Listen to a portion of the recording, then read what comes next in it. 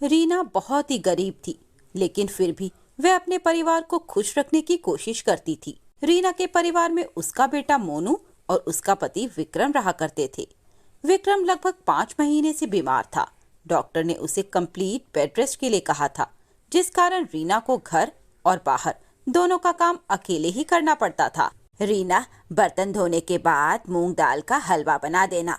दरअसल वो मेरी बेटी अपने ससुराल से आ रही है और उसे मूंग दाल का हलवा बहुत पसंद है। अच्छा मालकिन, ठीक है, मैं बना दूंगी। रीना एक बंगले में नौकरानी का काम करती थी। हे भगवान, आज तो मुझे मोनू के स्कूल भी जाना था। आज उसकी पेरेंट्स टीचर मीटिंग है और आज ही मालकिन ने मुझे मूंग दाल हलवा बनाने के लिए कह दिया। क्या करूं अब मैं? स्कूल जाना बहुत ज़रूरी है। एक बार मालकिन से इस बारे में बात करूं क्या? रीना बर्तन धोने के बाद अपनी मालकिन के पास जाती है। मालकिन, वो आज मुझे अपने बेटे के स्कूल जाना है, क्योंकि आज स्कूल में बच्चों की पेरेंट्स टीचर मीटिंग है और मीटिंग का समय 11 बजे का है। अगर मैं स्कूल से हो आऊं और फिर मूंग दाल का हलवा बना दूं तो चलेगा? अरे, तेरा दिमाग तो ठीक है ना? तुझे पता है मेरी बेटी को कितना पसंद है मूंग दाल का हलवा। जैसे ही वे घर आएगी ना, वैसे ही उसको मूंग दाल का हलवा चाहिए। और मैं नहीं चाहती कि तेरी वजह से मेरी बेटी को हलवे का इंतजार करना पड़े। मालकिन, बस स्कूल में आधे घंटे का काम है, मैं जल्दी जल्दी वहां से आ जाऊंगी। अरे रहने दे, तुम जैसे गरीब लोगों के बच्चे नाम के लिए स्कूल जाते हैं, और वैसे भी स्कूल की टीचर तेरे से तेरे बच्चे की शिकायत ही करेगी। इसीलिए रहने दे, तू जाकर चुपचाप किचन में काम कर। अगर तू यहाँ से गई तो आज की पगार काट लूंगी मैं। नहीं नहीं मालकिन, आप मेरी पगार मत काटना, मैं थोड़ा लेट स्कूल चली जाऊंगी। हाँ, अब आई ना लाइन पर। चल जा किचन में, जल्दी से मेरी बेटी के लिए मूंग दाल का हलवा बना दे। बहुत नाजों से पाला है मैंने अपनी बेटी को। आज तक कभी किसी चीज की कोई कमी नहीं होने दी मैंने उसे। बेचारी रीना मजबूरी में मूंग दाल हलवा बनाकर अपने बेटे के स्कूल जाती है। स्कूल जाने के बाद मोनू की टीचर रीना से कहती है, अच्छा तो आ गई आप। मैडम, मुझे आप एक बात बताइए, जब आप पेरेंट्स होकर पंक्चुअल नहीं हैं तो आपका बेटा कहाँ से समय पर आएगा, या फिर कैसे स्कूल का होमवर्क समय पर कर पाएगा? आप बताइए मुझे। माफ़ कर दीजिए टीचर, दरअसल बात यह है कि मुझे छुट्टी नहीं मिल रही थी, इसीलिए थोड़ा सा लेट हो गया। मैडम, अगर आप नहीं आ सकते थे तो आप मोनू के पापा को भेज देते स्कूल में। मैडम, अगर ऐसा हो सकता तो मैं ज़रूर भेज देती मोनू के पापा को, लेकिन वे 5 महीने से बेड रेस्ट पर हैं और मुझे घर और बाहर दोनों संभालना पड़ता है। मेरी मालकिन मुझे छुट्टी नहीं दे रही थी, इसीलिए मैं लेट हो गई। ओह सॉरी, बिना सोचे समझे मैंने आपको कितना कुछ सुना दिया। कोई बात नहीं टीचर, ये तो मेरी किस्मत है, इसलिए मुझे इतना सुनने को मिलता है। चलिए छोड़िए ये सारी बातें, मैं आपको बताना चाहती हूँ कि मोनू पढ़ने में बहुत अच्छा है। बस आपको मोनू के ऊपर थोड़ा ध्यान देना होगा। ये अपना होमवर्क समय से नहीं करता, बाकी पढ़ाई लिखाई में बहुत अच्छा है। थोड़ा सा ध्यान दीजिए बच्चे पर, ये बहुत आगे जाएगा। ऐसे ही शाम को रीना खाना बना रही थी, तभी मोनू अपनी माँ के पास आता है और बड़े ही प्यार से कहता है, मम्मा, आज खाने में क्या बना रही हो आप? बेटा, आज करेले की सब्जी बनी है। क्यों मम्मी, आप बार बार करेला ही क्यों बना देती हो? आपको तो पता है ना कि मुझे करेला बिल्कुल भी पसंद नहीं आता। आप मटर क्यों नहीं बनाती हो? मुझे मटर खाना बहुत अच्छा लगता है। कल आप मटर की सब्जी बनाओगी? अरे बेटा, तुझे मालूम है मटर बहुत महंगे बिक रहे हैं और अभी तो मेरी तनख्वाह भी नहीं आई। जिस दिन मेरी तनख्वाह आएगी ना, उस दिन मैं तेरे लिए मटर की सब्जी बनाऊंगी। अच्छा ठीक है माँ, आज मैं करेला ही खा लूंगा। मेरा बेटा कितना समझदार हो चुका है, फट से अपनी मम्मी की बात मान लेता है। तभी विक्रम रीना से कहता है, रीना, तुम चिंता मत करो। जब मैं ठीक हो जाऊंगा तब तुम्हें बाहर काम करने की जरूरत नहीं पड़ेगी। मैं अकेले ही सारी चीजें ठीक कर दूंगा। अरे आप चिंता क्यों करते हो, मैं हूं ना। और वैसे भी अब मुझे धीरे धीरे आदत हो चुकी है और मुझे अपने पूरे परिवार का ख्याल रखना बहुत अच्छा लगता है। इसीलिए आप बिल्कुल भी टेंशन मत लो, बस आप जल्दी से ठीक हो जाओ और मुझे कुछ भी नहीं चाहिए। सच बताऊं रीना, कभी कभी तो मुझे बहुत बुरा लगता है कि मैं अपनी पत्नी और बेटे के लिए कुछ नहीं कर पा रहा हूँ। ऐसा लगता है कि जैसे मैं एक जिंदा लाश हूँ और ऐसा जीवन जीने से अच्छा है कि मैं मर जाऊं। अरे, आप ये कैसी बातें कर रहे हैं? आपको मैंने कितनी बार कहा है, मेरे होते हुए आपको कभी किसी चीज की चिंता करने की कोई जरूरत नहीं है। मैं सब कर लूंगी। ऐसे ही अगले दिन रीना फिर से अपने काम पर जाती है। रीना सबसे पहले पूरे बंगले में झाड़ू और पोछा लगाने का काम करती है। तभी उसकी मालकिन रीना से कहती है, अरे रीना, झाड़ू पोछा अगर हो गया हो तो मार्केट से जरा मटर लेकर आ। मेरी बेटी को मटर पुलाव बनाकर खिलाना है। जी मालकिन, मैं अभी जाती हूँ। रीना थैला लेकर मार्केट जाती है। तभी रीना की नजर एक बूढ़ी औरत पर पड़ती है जो बाजार में मटर बेच रही थी। रीना उस बूढ़ी औरत के पास जाती है और कहती है, अरे अम्मा, मटर कैसे दिए? बहुत सस्ते बेच रही हूँ, बस 20 रुपए किलो। ले लो बेटा, इस पूरी मार्केट में 100 रुपए किलो मटर बिक रहे हैं, लेकिन मैं इतना सस्ता इसीलिए बेच रही हूँ ताकि मुझे 20 रुपए मिल जाए और मैं कुछ खा सकूं, क्योंकि कोई भी मुझसे सब्जी खरीदने को तैयार नहीं होता, इसीलिए मैं सस्ता बेच रही हूँ। कोई बात नहीं अम्मा, आप चिंता मत कीजिए। आप 1 किलो मटर पैक कर दीजिए। और हाँ, मैं आपको 20 रुपए नहीं बल्कि 100 रुपए दूंगी। जो रेट मार्केट में चल रहा है ना, उसी रेट से मैं आपसे मटर खरीदूंगी। तुम्हारा बहुत बहुत शुक्रिया बेटा। इतने सस्ते मटर बेचने के बावजूद कोई मुझसे मटर लेने को तैयार नहीं, लेकिन तुम बहुत दयालु हो। भगवान हमेशा तुम्हारी मदद करेगा। देखना, बहुत जल्द तुम्हारे जीवन में एक चमत्कार होने वाला है। अम्मा, चमत्कार को तो पता नहीं, लेकिन आप अपना आशीर्वाद मुझे ज़रूर देना। मैं चाहती हूँ कि आप जैसे बड़े बुजुर्ग की दुआ मुझे लगे ताकि मेरे पति ठीक हो जाएं। हाँ बेटा, जल्द ही तुम्हारा पति ठीक हो जाएगा। वह बूढ़ी औरत रीना को 1 किलो मटर दे देती है। रीना वह मटर लेकर अपनी मालकिन के घर आ जाती है और रीना किचन में मटर छीलने लगती है। तभी वहां पर रीना की मालकिन आती है और मटर देखकर अजीब सा मुंह बनाकर कहती है, राम राम राम, ये कैसी मटर लेकर आ गई तू? अरे तेरा दिमाग तो ठीक है ना? भूल गई क्या? मेरे घर में ताजी ताजी और अच्छी सब्जियां आती हैं। हाँ तो मालकिन, ये मटर कितने अच्छे हैं, जरा आप इसे छूकर तो देखिए। अरे मुझे मत बता ये मटर कितने अच्छे हैं, इन्हें जाकर डस्टबिन में फेंक दे और बाजार से दूसरे मटर खरीद कर ला। क्या अपनी तरह मुझे भी गवार और गरीब समझा है? मालकिन, अगर आप बुरा ना माने तो एक बात कहूँ, ये मटर फेंकने से अच्छा आप मुझे दे दीजिए, मैं इसकी सब्जी बनाकर खा लूंगी। ठीक है, ले जाए अपने घर। रीना बाजार जाकर दूसरे मटर खरीद कर लाती है और उसे मटर से मालकिन की बेटी के लिए मटर पुलाव बनाकर तैयार कर देती है। ऐसे ही शाम को रीना अपनी मालकिन के घर से पहले वाले मटर लेकर अपने घर आती है और रसोई में जाकर मटर छीलने लगती है। जैसे ही रीना मटर छीलती है तो वह देखती है कि मटर के दाने लाल लाल हैं। अरे ये क्या, इस मटर में लाल लाल दाने कहाँ से आ रहे हैं? तभी रीना मोनू को अपने पास बुलाती है और कहती है, अरे मोनू, ये देख, इस मटर में लाल लाल दाने निकल रहे हैं। ये तो बड़ा ही अजीब हो रहा है। हाँ माँ, ऐसी लाल मटर तो मैं पहली बार देख रहा हूँ। तभी उस मटर से आवाज आती है, अरे भाई, मैं लाल हूँ इसलिए तुम्हें लाल ही दिखाई दे रहा हूँ ना। अरे ये क्या, तुम बोल सकते हो?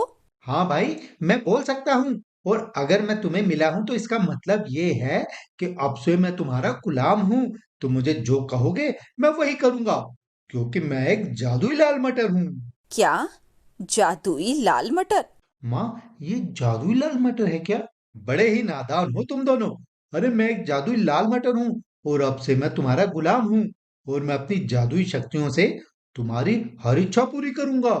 कहीं ऐसा तो नहीं कि तुम हमारे साथ मजाक कर रहे हो? अगर तुम सच में जादुई मटर हो तो अभी मेरे पूरे परिवार के लिए बढ़िया सी स्वादिष्ट मटर की सब्जी प्रकट करो। अरे बस इतनी सी बात? रुको, अभी तुम सबके लिए मटर की सब्जी प्रकट करता हूँ। इतना बोलकर मटर अपनी जादुई शक्तियों से रीना के पूरे परिवार के लिए मटर की सब्जी और रोटी चावल प्रकट कर देता है।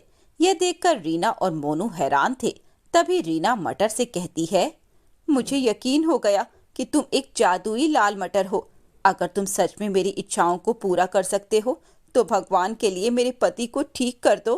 हाँ रीना, मुझे यहाँ तुम्हारी मदद करने के लिए ही तो भेजा गया है और मैं तुम्हारी सभी इच्छाओं को पूरा कर सकता हूँ। इतना बोलकर जादुई लाल मटर रीना के पति को अपनी जादुई शक्तियों से ठीक कर देता है। ठीक होने के बाद विक्रम उठकर रीना और मोनू के पास आता है और कहता है, रीना, मोनू, देखो मैं ठीक हो गया। मैं अब अपने पैरों पर खड़ा हो सकता हूँ। यह चमत्कार कैसे हुआ रीना? सब कुछ जादुई लाल मटर के कारण हुआ है। उसने अपनी जादुई शक्तियों से आपको ठीक कर दिया। तुम्हारा बहुत बहुत शुक्रिया जादुई लाल मटर। तुम हमारे जीवन में एक नई रोशनी की किरण बनकर आए हो। तुम्हारा बहुत बहुत शुक्रिया जादुई लाल मटर। आज तुम्हारी वजह से ही मैं अपने पैरों पर खड़ा हो पाया हूँ, वरना लगभग 5 महीने से मैं बिस्तर पर ही पड़ा था। ऐसे ही अब रीना का पूरा परिवार हंसी खुशी जादुई लाल मटर के साथ अपने जीवन में आगे बढ़ता है। जादुई लाल मटर रीना और उसके पूरे परिवार की इच्छा अपनी जादुई शक्तियों से पूरा करता है। राधेश्याम हाथ जोड़कर गांव के ठाकुर के सामने बैठा हुआ था। देख राधेश्याम, मैंने तुझे पैसे देने के लिए मना नहीं किया है। मैं तो बस इतना कह रहा हूँ कि मेरे दिए हुए पहले पैसे तो मुझे चुका दे, फिर मैं तुझे पैसे दे दूंगा। भाई पहले का तूने दिया नहीं और दोबारा से मांगने आ गया। मालिक, आपको तो पता ही है वो पैसे मैंने बच्चों की पढ़ाई के लिए लिए थे, लेकिन अब अपनी खेती के लिए ले रहा हूँ। पिछली फसल बर्बाद हो गई, एक भी पैसा हाथ में नहीं आया। अरे तो इस बात की क्या गारंटी है कि तेरी इस बार की फसल बहुत अच्छी होगी? भाई पहले का रोकड़ा लेकर आ, फिर मैं तुझे पैसे दे दूंगा। राधेश्याम दुखी मन से वहां से उठकर चल देता है। रास्ते में उसे उसका एक दोस्त मिलता है। मैंने तो तुझे पहले ही कहा था, ठाकुर कभी भी किसी को दूसरी बार पैसे नहीं देता जब तक कोई उसका पहला बकाया नहीं चुका देता। पैसों के बिना तो खेती नहीं हो सकती, और खेत नहीं जोते तो घर में दाने दाने के लिए मोहताज हो जाएंगे। समझ नहीं आ रहा, कितने लोगों के पास जाकर तो कह चुका हूं, लेकिन कोई भी मदद के लिए आगे नहीं आ रहा। सुन, मैंने सुना है नदी किनारे वो बरगद का पेड़ है ना, उसके नीचे साधु जी बैठे हुए हैं। सुना है लोगों की बड़ी मदद करते हैं, सब कुछ सच सच बताते हैं। एक बार उनसे भी पूछ ले। ये तू कैसी बातें कर रहा है? भला वो साधु मेरी खेती में मेरी क्या मदद करेगा? खुद लोगों से मांग कर खाने वाला मुझे क्या दे सकेगा? देख भाई, मैं तो 2-4 लोगों के मुंह से सुना था कि बहुत ही पहुंचा हुआ साधु है, तकलीफ को देखकर उसका हल कर देता है। तुझे जाना है जा, नहीं जाना तो भाई तेरी मर्जी। अपने दोस्त के वहां से चले जाने के बाद राधेश्याम और भी ज्यादा दुखी हो गया। उसे समझ में ही नहीं आ रहा था कि वो अपने घर जाए या फिर नदी पर बैठे हुए साधु के पास जाए। आखिर में वो अपने घर की ओर चल दिया। तुम तो ठाकुर के पास गए थे ना, कुछ हुआ क्या? नहीं, कुछ नहीं हुआ। ठाकुर ने पैसे देने से मना कर दिया। सुनो, अगर बुरा ना मानो तो एक बात बोलूं तुमसे। हाँ बता, क्या कहना है? मैंने सुना है नदी किनारे बरगद के पेड़ के नीचे एक साधु आए हुए हैं। लोगों की तकलीफ सुनकर उनका हल बता रहे हैं। जरूर उस साधु के कुछ चमचे गांव में घूम रहे हैं। मुझे भी अभी मेरे दोस्त ने यही बात बताई है। एक बात जरा ध्यान से सोचकर देख, वो साधु है, पेड़ के नीचे बैठकर अपना जीवन बिता रहा है। अगर वो इतना ही चमत्कारी है तो क्यों नहीं अपने लिए राजमहल बना लेता? इन सब बातों में कुछ नहीं रखा, मेहनत करने से ही सब कुछ मिलता है। जिनका मन दुखी होता है ना, उसे अच्छी बात भी बुरी लगती है। एक बारी जाने में हर्ज ही क्या है। राधेश्याम कुछ नहीं कहता। वो तो मन ही मन बस यही सोच रहा था कि आखिर वो अपने खेतों के लिए पैसा लाए तो कहाँ से लाए। इसी उधेड़बुन में सारा दिन निकल गया। शाम के समय राधेश्याम घूमते घूमते नदी किनारे पहुंच गए। उसने कुछ दूर से ही देखा, एक साधु पेड़ के नीचे बैठा हुआ है। सारी दुनिया से बेखबर वो आंखें बंद किए हुए है और ओम का जाप कर रहा है। खुद पेड़ के नीचे बैठा हुआ है और लोगों को कहता है कि वो चमत्कारी है। अगर इतना ही चमत्कारी है तो अपने लिए महल क्यों नहीं बना लेता? क्यों सर्दी धूप गर्मी बरसात में ऐसे जंगल में पड़ा रहता है? साधु के बारे में सोचते सोचते ही राधेश्याम नदी के किनारे जाकर बैठ जाता है कि तभी उसे एक आवाज सुनाई देती है, इधर आओ मेरे पास, राधेश्याम, इधर आओ। राधेश्याम देखता है कि आवाज साधु के पास से ही आ रही थी। वो उठकर साधु के पास चला जाता है। आपने शायद मुझे आवाज दी है। हाँ, मेरी अंतरात्मा ने तुझे आवाज दी थी। बहुत दुखी लग रहे हो राधेश्याम। आप मेरा नाम कैसे जानते हैं? नाम तो बहुत दूर की बात है। मैं तो तुम्हारे बारे में सब कुछ जानता हूं बच्चे। तेरे घर में क्या हो रहा है, तेरी फसल के साथ क्या हुआ और आने वाली फसल के साथ क्या होगा।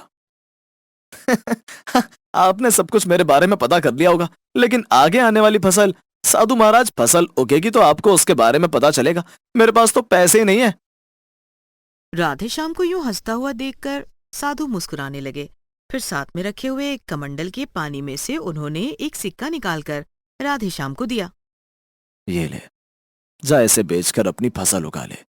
और मेरी एक बात सुनता जा, हम इंसान इंसानों पर भरोसा करते हैं, इसलिए कभी भी अपने लिए कुछ नहीं कर पाते, जबकि हम खुद इतने काबिल होते हैं कि हम सब कुछ कर सकते हैं। इंसानों पर भरोसा करते हैं, लेकिन उस परमात्मा पर भरोसा नहीं है तुझे। जा, उस पर भरोसा करना सीख, तेरे दिन संवर जाएंगे। राधेश्याम हाथ में रखे हुए सिक्के को देख रहा था। जैसे ही उसने नजर भर के साधु की तरफ देखा, साधु वहां पर था ही नहीं। ये कैसा चमत्कार था? साधु यहां पर था या नहीं था? पर मेरे हाथ में रखा सिक्का तो गवाह है कि साधु यहीं पर था। अब उस सिक्के को बेचकर मिले पैसों को लेकर खुशी खुशी वो घर आ जाता है। उसमें से वो कुछ पैसा ठाकुर को देता है और बाकी से अपनी फसल की तैयारी शुरू कर देता है। खेतों में बीज डालने के बाद राधेश्याम मन ही मन खुश था कि उसकी फसल अच्छी होगी। कुछ ही दिनों में खेतों में पौधे निकल आते हैं। वो बड़े भी हो जाते हैं, उन पर छोटे छोटे बैंगन भी लग जाते हैं।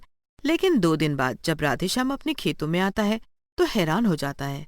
सारी फसल सूखी पड़ी थी, बस एक पौधा था जो बीचों बीच खड़ा हुआ था। मैंने तो समझा था बहुत पहुंचा हुआ साधु है, लेकिन वो तो ढोंगे निकला। उसने मुझे ये क्यों नहीं बताया कि उसने मेरी आगे की फसल को सूखा हुआ देखा था, तो मैं इतनी मेहनत ही ना करता। राधेश्याम हैरान था कि खड़ी हुई फसल अचानक से कैसे सूख गई। वो उस पौधे के पास जाता है। उसके ऊपर एक लाल रंग का बैंगन लगा हुआ था। उसने उस बैंगन को वहां से तोड़ा और वो हैरान था, क्योंकि आज तक उसने सिर्फ 2 ही रंग के बैंगन देखे थे, एक हरा और एक बैंगनी। वो उस लाल बैंगन को घर ले आता है। अब क्या बताऊं मैं तुम्हें? तुम्हें पता है, मेरा सारा खेत फिर से सूख गया। लगता है कि खेत में ही कोई दिक्कत है। ये देखो, और एक बैंगन मिला भी, तो वो भी लाल रंग का। उसकी पत्नी और बच्चे सब हैरान थे। उस लाल बैंगन को सभी बारी बारी से पकड़कर देख रहे थे। दिखने में तो बड़ा ही अजीब सा बैंगन लग रहा है जी। देखो तो बिल्कुल चटक लाल रंग का, पर न जाने अंदर से कैसा होगा। कैसा भी नहीं होगा, जाओ इसे फेंक दो। माँ, फेंकना है तो एक बार काट कर देखो ना, क्या ये अंदर से भी लाल है? मैं तो सबको बताऊंगी, हमारे खेत में एक लाल बैंगन निकला है। समझाओ अपनी औलाद को। यहाँ मेरा इतना बड़ा नुकसान हो गया और इन लोगों को बैंगन काट कर देखना है। दोनों बच्चे चुप हो जाते हैं और अपनी माँ को इशारा करते हैं, काट के देखो। राधेश्याम की पत्नी चाकू से जैसे ही बैंगन को काटती है, उसके बीज बिखरकर जमीन पर गिर जाते हैं और फिर उनमें से रोशनी निकलने लगती है और देखते ही देखते वो सारे सोने और हीरे में बदल जाते हैं। ये देखकर बच्चों के साथ साथ राधेश्याम की आंख भी फटी की फटी रह जाती है। बीज निकलने के बाद वो बैंगन वापस से जुड़ जाता है। तुम्हें तुम्हारा खजाना मिल गया राधेश्याम। सोने और हीरे को देखकर राधेश्याम हैरान था और जब जादुई लाल बैंगन वापस से जुड़कर बोलने लगा तो वो दोनों हाथ जोड़कर खड़ा हो गया। देखो राधेश्याम, ये सारा खजाना तुम्हारा है। तुम इसका कुछ भी करो, लेकिन साधु बाबा की बात याद रखना, निराश होने से कुछ नहीं होता है। तुम्हें उपायों के बारे में सोचना चाहिए। तुम्हारे खेत हर बार इसलिए सूख जाता है क्योंकि तुम्हारे खेत की मिट्टी उर्वरक नहीं है और तुमने इस पर ध्यान भी नहीं दिया। अब तुम इन सोने और हीरों से अपने लिए और अपने खेत के लिए कुछ भी कर सकते हो। क्या सचमुच में मेरे खेत की मिट्टी अच्छी नहीं है, इसलिए मेरी फसल खराब हुई है? यानी कि अगर अब फसल लगाऊंगा तो मेरी फसल अच्छी होगी, मतलब मैं उसमें बराबर खाद और पानी दूं? तुम किसान हो राधेश्याम, ये तुम मुझसे क्यों पूछ रहे हो? ये तो तुम्हें पता होना चाहिए। तुम तो जादुई लाल बैंगन हो, तुम ही मेरे खेतों के लिए कुछ कर दो, मैं तुमसे प्रार्थना करता हूं। चलो तो फिर ठीक है, मैं तुम्हारे खेतों की मिट्टी को इतना अच्छा बना दूंगा कि उस पर लगाई हुई हर फसल तुम्हें मुनाफा देगी। ये सुनकर राधेश्याम हाथ जोड़कर लाल जादुई बैंगन को धन्यवाद देता है कि तभी वहां पर वो साधु आ जाते हैं। राधेश्याम का सारा परिवार साधु को प्रणाम करता है। बहुत खुश लग रहे हो राधेश्याम, हमेशा ऐसे ही हंसते रहा करो और समस्याओं से डरने के बजाय उनके उपाय ढूंढा करो, और सबसे बड़ी बात, परमात्मा पर भरोसा करना सीखो। आप तो अंतर्यामी हैं। आपको कैसे पता था कि ये भगवान पर भरोसा नहीं करते? हमेशा यही कहते हैं, जो करना है मुझे ही करना है, भगवान इसमें क्या कर लेगा। मैं अपनी गलती के लिए क्षमा मांगता हूं। जा, अब अपने खेतों को देख, और मुझे नहीं लगता इससे ज्यादा तुम्हारी जरूरत होगी जो तुम्हें इस लाल बैंगन ने दिया है। सारा परिवार साधु को एक बार फिर से प्रणाम करता है। साधु अपना लाल बैंगन लेकर वहां से चला जाता है। राधेश्याम सोने और हीरे में से कुछ बेचने के बाद राधेश्याम के पास बहुत सारा पैसा आ गया। उसने अपने खेतों में नई बैंगन की फसल लगाई तो इसकी पैदावार भी बहुत अधिक हुई। उनके घर की हालत भी बिल्कुल अच्छी हो गई थी। अब उनके पास किसी भी चीज की अब कोई कमी नहीं थी। यहाँ तक कि राधेश्याम अब गांव में जरूरतमंद किसानों की मदद भी किया करता था। एक दिन सुनती हो, मैं क्या सोच रहा था कि हम लोग खेती बाड़ी करते हैं और अभी तो हमारे पास बहुत सारा रुपया पैसा भी है, तो क्यों ना हम लोग साथ में कोई और व्यापार भी शुरू करें। जैसे कि मैं सोच रहा हूँ कि हम बहुत सारी गाय और भैंस भी खरीद लेते हैं। ये तो बहुत अच्छी बात है कि हम ये नया व्यापार शुरू करें, लेकिन तुम्हारे मन में ये विचार क्यों आया? हमारे पास तो अभी और भी बहुत सारा सोना और हीरा है। जानता हूँ, तभी तो चिंता हो रही है। मेरे पास साधन नहीं है, पैसे नहीं थे, तो मैं खेती नहीं कर पा रहा था। और कहीं ऐसा ना हो कि इतना कुछ होने के बाद हमारे बच्चे कुछ ना करें और एक दिन सब कुछ खत्म हो जाए। इससे तो अच्छा है कि हम काम शुरू करें और बच्चों को भी काम करना सिखाएं। ये सुनकर उसकी पत्नी राधेश्याम की हाँ में हाँ मिला देती है और फिर सारा परिवार मेहनत से काम करते हुए अपने जीवन को बिताने लगते हैं। लेकिन हमेशा दूसरों की मदद के लिए वो लाल जादुई बैगन के दिए हुए हीरे और सोने का इस्तेमाल करते थे।